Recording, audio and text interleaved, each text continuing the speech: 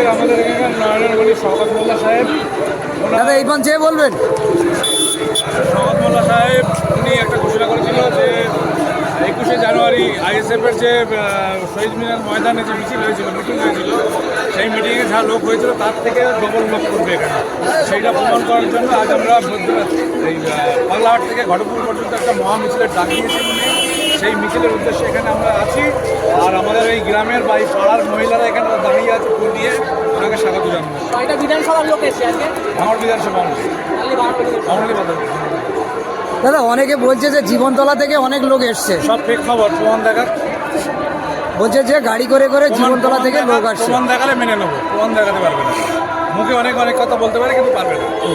আচ্ছা, আইএসএফের নাকি টিএমসির নাকি আইএসএফদের ভোট না দেওয়ার কারণে নাকি কেটে দিচ্ছে, যে ঘর বাড়ি কেটে দিচ্ছে এবং লক্ষ্মীর ভাণ্ডার কেটে দিচ্ছে, তার মধ্যে কি বলবো? কেন্দ্রীয় সরকারের প্রকল্পে কেন্দ্রীয় সরকার টোটালি কোনো টাকা দিচ্ছে না এখানে। এই ঘরের টাকা দেওয়ার কথা কার? কেন্দ্র সরকারের কিছু টাকা দেওয়ার কথা আছে, রাজ্যের আছে, কেন্দ্রের আছে, দুই সরকারের একসঙ্গে মিলিত হয়ে এই কাজটা করার কথা। কিন্তু কেন্দ্র সরকার টোটালি কোনো এখানে টাকা দেয় না, ঘরের টাকা যা কিছু করে সব মমতা ব্যানার্জি। বাংলার বাড়ি মমতা ব্যানার্জি দিচ্ছে, আইএসএফ বললে বাংলার বাড়ি হবে না। এটা কি নিয়ে কি বলবেন?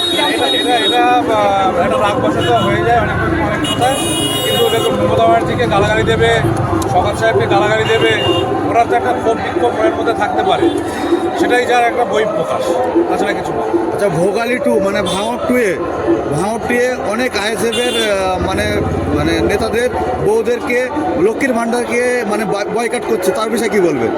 সকাল একটা দাবি করছে। পর্যন্ত সেরকম কোনো খবর পাইনি, আর আমি এই বিষয়ে এখনো পর্যন্ত আমার কাছে কিছু আসেনি। আচ্ছা, আপনি কি পদে আছেন এবং আপনার নামটা কি বলবেন? আমি জেলার জনস্বাস্থ্য ও কারিগরি দপ্তরের সম্পাদক, দক্ষিণ যমুনা জেলা। Thank you.